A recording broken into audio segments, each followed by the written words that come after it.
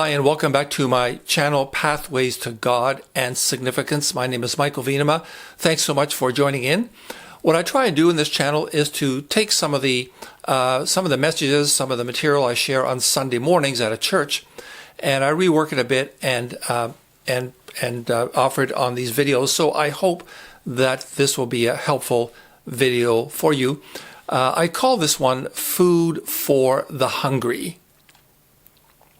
Now, I want to consider God's response and our response to people who are hungry. And since poverty is often the parent of hunger, and hunger is the child of the parent poverty, a lot of what I want to say relates to poverty as much as it does to hunger. Now, where I live, I spend one morning a week at Open Arms here in the town of Kentville in Nova Scotia. And one of my church members often accompanies me there, and I really appreciate her doing that. And when I'm there at Open Arms, which is a resource center for people who are on the streets, living rough, unhoused, established by the local churches, when I'm there, I always try not to take things too personally, because there are a lot of interruptions. And here's what I mean. Sometimes people come and go while I'm playing guitar and singing songs that I've learned in our church. Someone else might start a loud conversation while I'm trying to do justice to a reading. Someone else might say something that's totally off topic to whatever point I'm trying to make. Sometimes the room will have 3 people in it, which includes a couple of staff.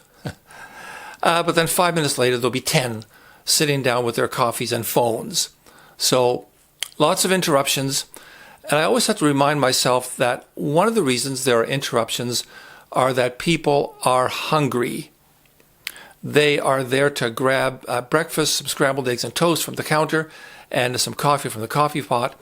And some of them will eat right there on the spot, and others come in the door and then go out the same door with their breakfast in a takeout box.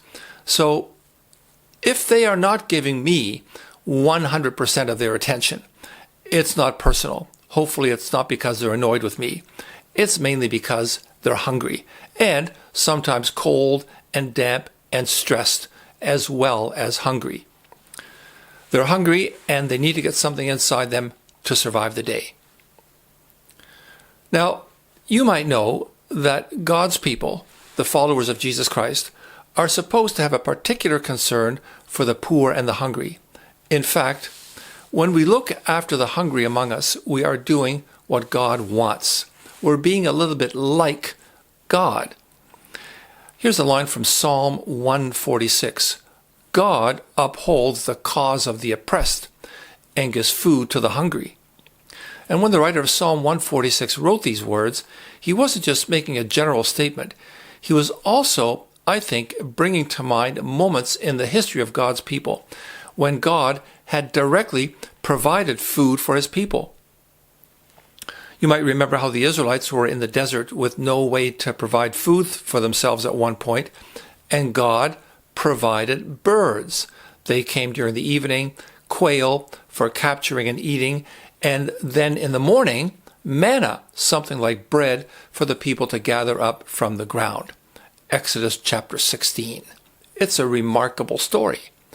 He upholds the cause of the oppressed and gives food to the hungry, God making sure his people did not go hungry. And the writer of Psalm 146, I think, bringing all of that, and probably a lot more, bringing that back to mind for the Jewish reader, for the Israelite reader of a long time ago. And that's how God takes care of his people. And so that's how God's people should take care of each other. Listen to what God told his people to do in the book of Isaiah. This was God's word for the leaders and for the people in general, a word that came when many of the people were again oppressed and hungry. Isaiah chapter 58. Quote, "If you spend yourselves in behalf of the hungry and satisfy the needs of the oppressed, then your light will rise in the darkness and your night will become like the noonday."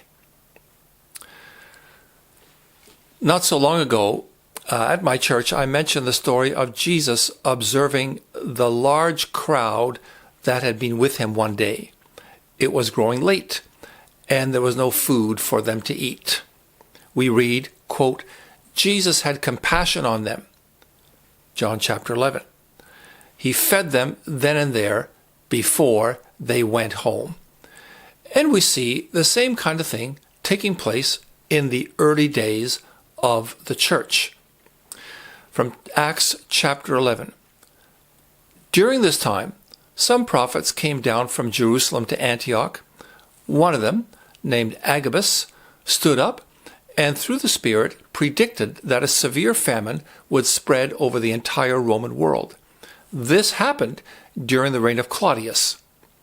The disciples, as each one was able, decided to provide help for the brothers and sisters living in Judea. This they did, sending their gift to the elders in Judea by Barnabas and Saul. And here again, the main story is the people of God taking care of their brothers and sisters when they are hungry. God feeds his people when they are hungry, and we should be like him, doing the same. But now some of you are probably noticing something. Looking after the hungry seems to be only about believers taking care of other believers. Is that a fair observation? I think actually it is a fair observation. Throughout the Bible, we see God's people looking out for each other. Again, the prophet Isaiah. Isaiah told the people that God was grieved and angry that for so many years the poor and hungry had been neglected. In another Old Testament book called Amos, God is angry because the wealthy don't help the hungry while they themselves, quote, dine on choice lambs and fattened calves and drink wine by the bowlful, unquote. Well, this might be like political leaders today, whining and dining themselves at high-end resorts while their own people struggle to put food on the table. You ever seen anything like that? I think our leaders should pay more attention to the biblical stories and requirements. Anyway, God requires that his people look out for each other, and he requires that we make sure that none of us who are followers of Jesus Christ goes hungry, as best as we're able to. But what about people in the broader community? Well, as it turns out, here too, God has some expectations of us. We can see this in the story of a potential prison break in the New Testament. Now, this story is not about hungry people, but it is about one of God's people looking after a non-believer. The believer is the Apostle Paul. He's in jail. And the non-believer is a jailer in charge of the prisoners. Now, of course, the jailer is required to keep the prisoners in custody. And if any escape, he may be tortured and executed. This is how the Roman authorities kept their people on task. And here's how the story reads. About midnight, Paul and Silas were praying and singing hymns to God, and the other prisoners were listening to them.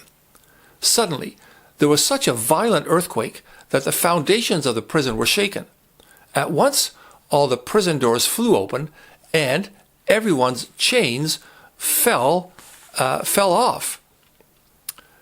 The jailer woke up, and when he saw the prison doors open, he drew his sword and was about to kill himself because he thought the prisoners had escaped.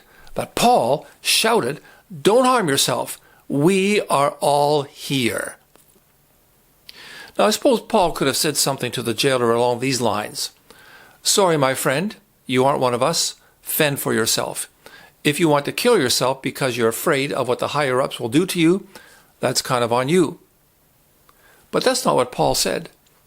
Even though the prison doors were open and the prisoners were free to make a run for it, Paul somehow managed to keep them from making a break, and he protected the jailer. He protected the jailer, saying that there was no need for him to kill himself. This is an example of God's people taking care not only of each other, but of people who are not believers. So, should Christians also try to feed the hungry who are not part of the church? I would say yes, as much as we have opportunity and are able. And now I want to go to some examples of God's people taking care of the hungry in today's world. And we see this kind of thing happening all over the planet. We see it happening in, for example, my own local church, Bethany Baptist Church. We have our own churches. We call it a backpack ministry. We provide food so that teachers of Aldershot Elementary School who know about needy families can distribute food to them. The teachers fill the backpacks of the students so they can bring food home to their families on weekends. Second example, every once in a while, a church member will ask me, how can I help children and parents in need? Well, where I live, we have a great system worked out with nearby churches to provide food vouchers for food and fuel also. And that's for households who don't have enough food. They can take the vouchers and go to a grocery store where we have an agreement worked out and purchase food there. Then there's Open Arms that I mentioned earlier on. One of the things I did there a few weeks ago was I helped to sort out some bread and vegetables that were donated for hungry people. This week at one of the leadership meetings at my church, we were reminded of the Canadian Food Grains Bank of Canada. And if you go to the website of the Canadian Food Grains Bank, you will see its motto, a Christian response to hunger. Many Christian farmers have donated grain to the bank. The government of Canada matches the donations 4 times, so that's great. And so this has become, over the years, a great way for churches to work together, to cooperate with the government, and to literally fill cargo ships with grain. They sail overseas with food for hunger-stricken regions.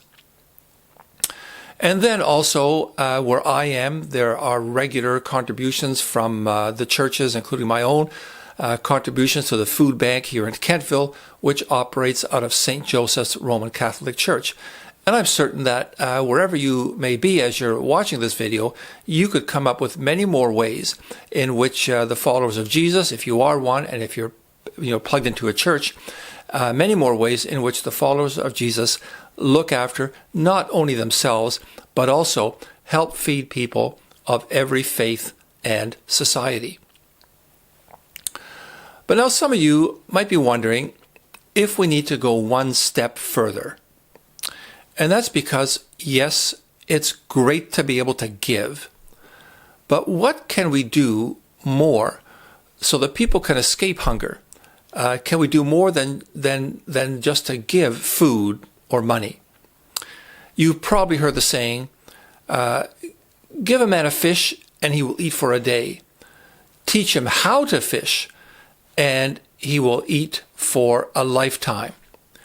Now, it's very common for the followers of Jesus to make use of the biblical stories, as I've just done, encouraging Christians to feed the hungry. And that absolutely helps address the immediate problem. However, the Bible goes a step further. It gives people a moral foundation on which to build a good life, and that moral foundation directly impacts a person's ability to quote-unquote fish. And this is my last point for this talk. When people trust God, they come into direct contact with a moral understanding of life. And that moral understanding, when it's put into practice, severely reduces poverty and hunger. Let me explain. Now, it's true that there are many causes to hunger. Geography. Economist Thomas Sowell points out that geography contributes to poverty and hunger. If your country does not have navigable rivers and ocean frontage, it's much harder to trade food and other goods with other people.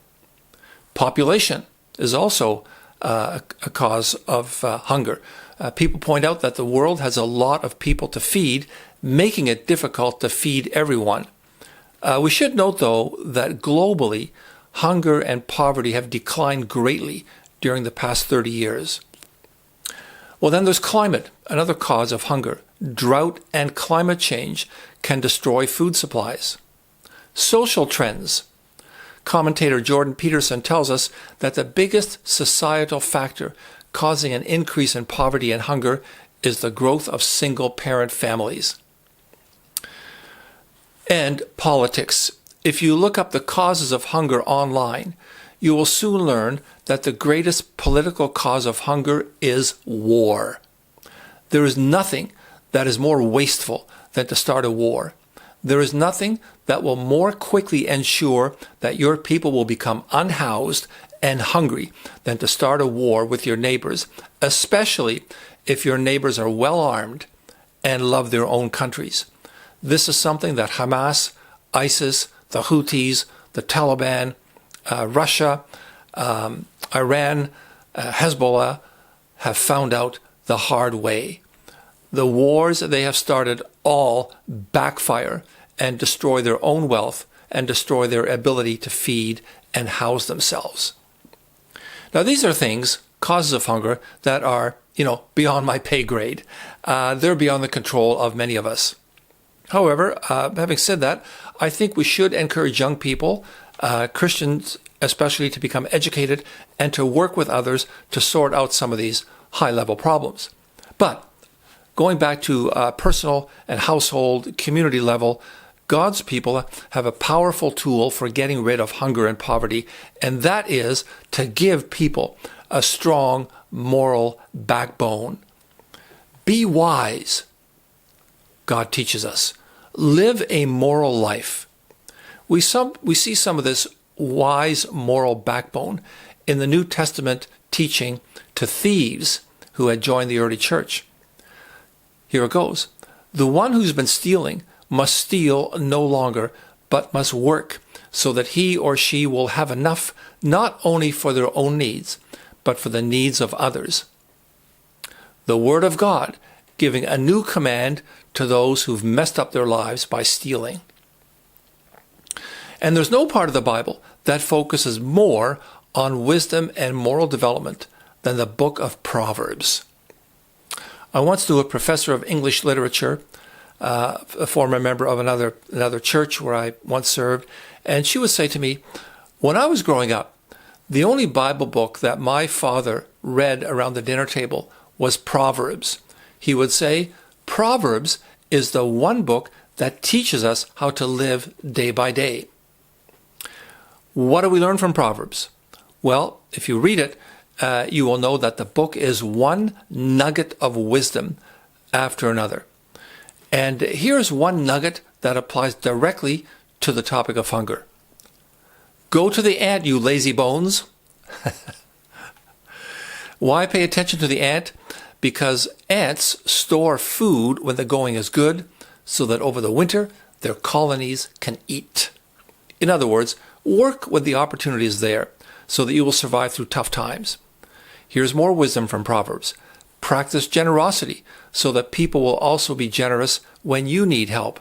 They may give you food, they may give you material possessions, or they may give you opportunities. Similarly, be trustworthy. I frequently say, a reputation for trustworthiness is money in the bank.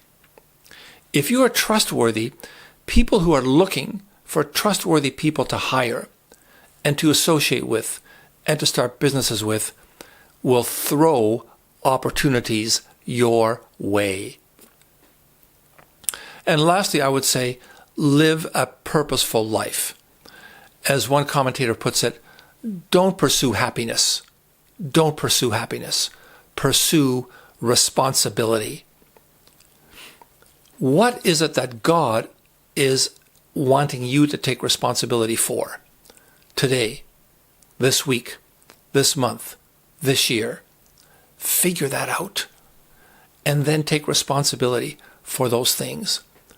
In our culture, we see more and more people taking huge swaths of time every day playing video games and avoiding suffering, the difficulties of life, avoiding responsibility. Not everyone by any means, of course, but we see more of it, I think, than we would like. And maybe there's more, but maybe it's a growing phenomenon. I would guess yes. Because more than one parent has lamented with me that they feel that they have lost their child to the internet. Social commentators know that more and more people seem to avoid responsibility. They are shiftless. Young men and women sleep with whoever they want. They live as if actions, sexual and otherwise, have no consequences. They allow life to happen to them rather than take matters in hand. And the results, well, a loss of interest in work. I think among women, I would say many are worse off than the stay-at-home moms of previous decades that people often make fun of today. And I'm not trying to put down single parenting. Single parenting is very difficult, and we should do all we can to support and encourage our single parents. But the difficulty is that single parenting is on the rise, and the trouble with single parenting is that statistically it leaves children more vulnerable to becoming poor. We see many children with no male role models. We see many young men aimlessly looking for their next girlfriend, and God help her, because the young man probably has no idea how. Increasing numbers give too little thought to family and long-term responsibilities.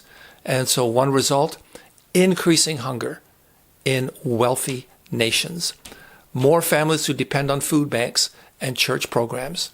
This is not the path for Christian believers. We are called to live as responsibly as we are able.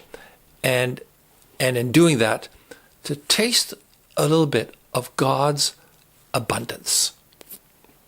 Friends, I think God is calling us to look out for the person who's hungry in our own churches, if you're part of a church, and also outside the church. Absolutely. And although the causes of hunger can seem overwhelming, and there are others that I've not mentioned, nevertheless, we are called to encourage each other to live lives that have a strong moral backbone. God calls you and me to live a life of significance, a life of substance.